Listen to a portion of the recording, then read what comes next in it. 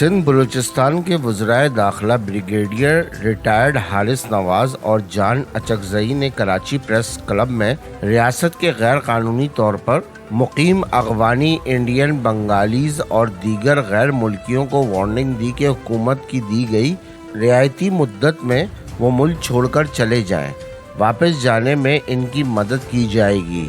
جو نہیں گیا وہ گرفتار، جیل اور سزا سے نہیں بچ سکے گا۔ سوال ان سیاسی قوتوں کے بارے میں تھا جو غیر قانونی طور پر ان رجسٹرڈ بنگالیوں اور افغانیوں کے ایشو کو لاسانی اور سیاسی رنگ دے کر سرپرستی کر رہی ہیں۔